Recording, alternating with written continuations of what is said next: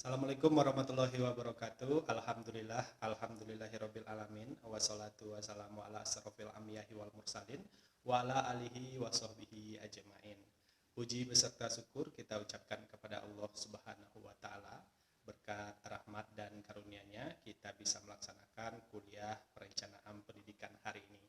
Kemudian selawat beriringan dengan salam tidak lupa kita sampaikan kepada Nabi besar Muhammad sallallahu alaihi wasallam, karena berkat syafaat beliau kita berada di dunia berilmu pengetahuan sekarang ini.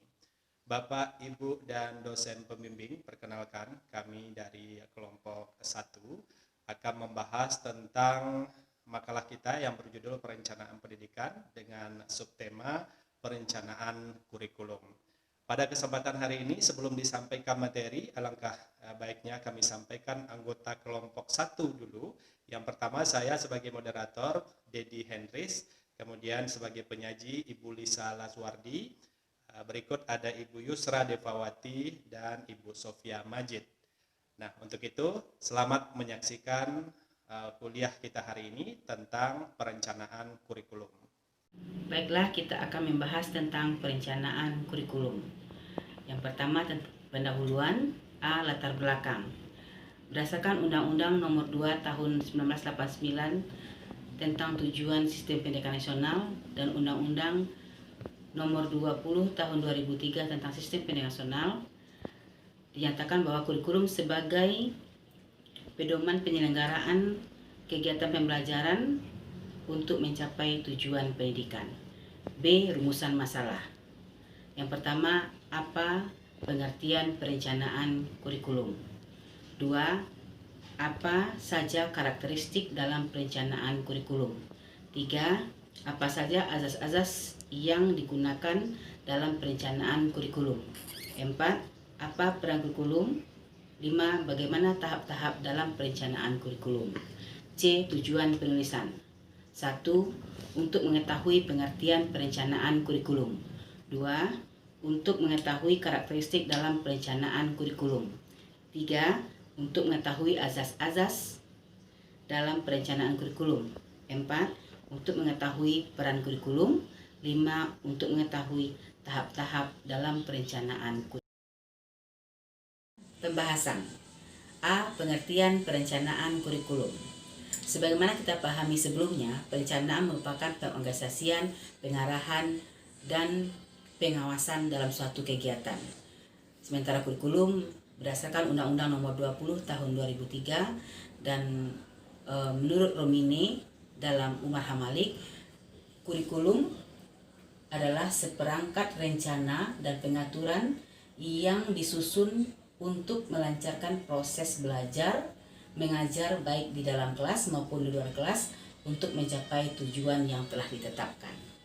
Dari pengertian yang dua tadi dapat kita simpulkan bahwa perencanaan kurikulum adalah suatu proses dalam membuat keputusan tentang tujuan belajar, cara ketercapaian tujuan belajar, serta keefektivitasan dan kebermaknaan metode berdasarkan kurikulum yang telah ditetapkan. Yang bertanggung jawab dalam perencanaan kurikulum menurut beberapa para ahli yaitu pertama, pemerintah pusat yang di bawah naungan Kementerian Pendidikan dan Kebudayaan, pemerintah daerah di bawah naungan Dinas Pendidikan dan cabang Dinas Pendidikan. Yang ketiga, kepala sekolah sebagai top manager dalam satuan pendidikan. Selanjutnya, tenaga pendidik dan pendidik sebagai manajer dalam pelaksanaan pembelajaran. Prinsip-prinsip kurikulum menurut Sukma Dinata dalam Dede Rosada sebagai pijakan dasar dalam melaksanakan pendidikan secara praktis dan konkret, diantaranya kurikulum sebagai substansi, kurikulum sebagai sistem, kurikulum sebagai sebuah konsep yang dinamis dan teratur, yang mana ketiga prinsip ini harus berjalan secara efektif dan efisien. B. Karakteristik perencanaan kurikulum.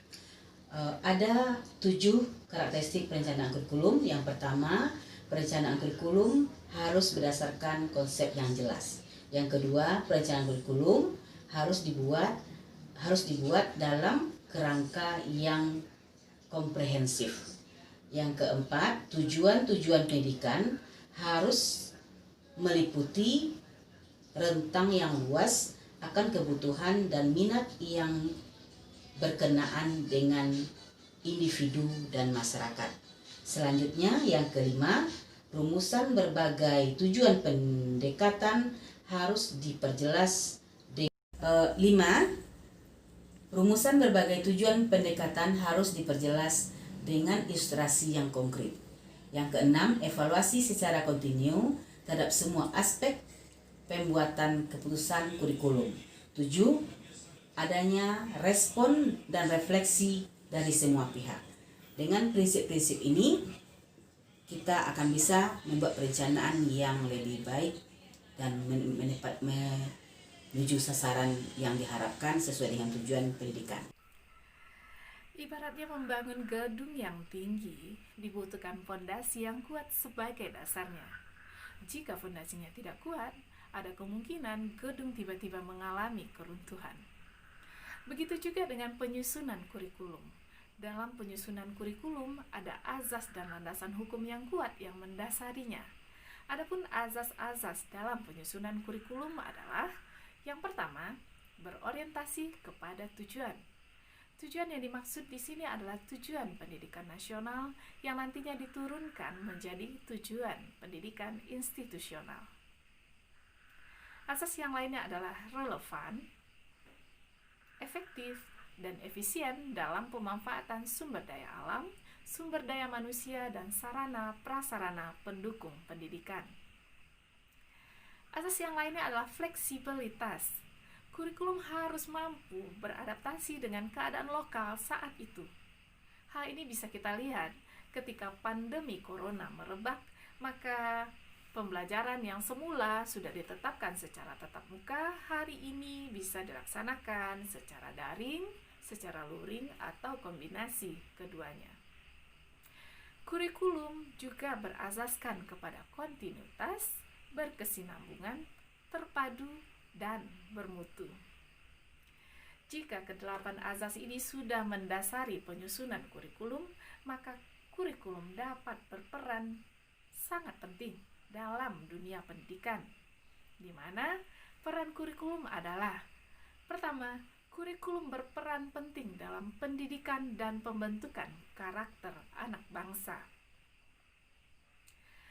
Kurikulum juga mengandung nilai religius yang membuat peserta didik menyadari akan Sang Pencipta Allah Subhanahu wa Ta'ala dengan mengembangkan perasaan humanisnya.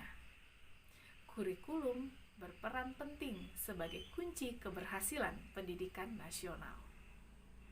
Demikian pentingnya kurikulum dalam pendidikan nasional, maka penyusunannya harus melewati tahapan-tahapan yang berkesinambungan.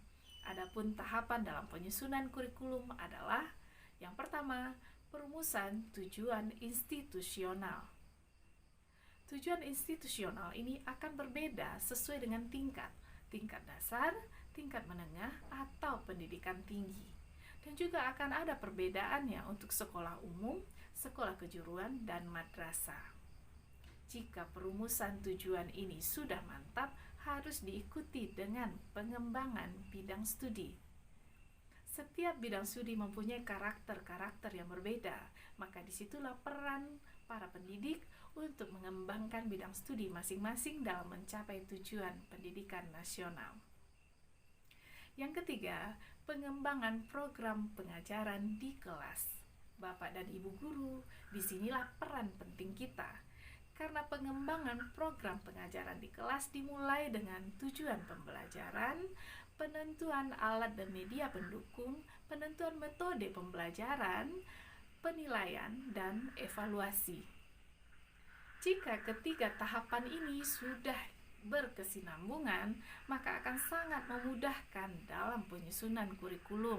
Dan tentunya kurikulum adalah fondasi yang kuat untuk mencapai pendidikan nasional. Bapak dan Ibu guru, marilah kita mengembangkan kurikulum pada bidang studi kita masing-masing agar tujuan pendidikan nasional membentuk manusia seutuhnya dapat tercapai. Ya, demikian tadi penyampaian materi kami tentang perencanaan kurikulum yang sudah disampaikan oleh penyaji tadi. Mudah-mudahan bisa diambil pelajaran dari penyajian makalah tadi. Terima kasih sudah menyaksikannya. Dan akhir kata kami sudahi. Wassalamualaikum warahmatullahi wabarakatuh.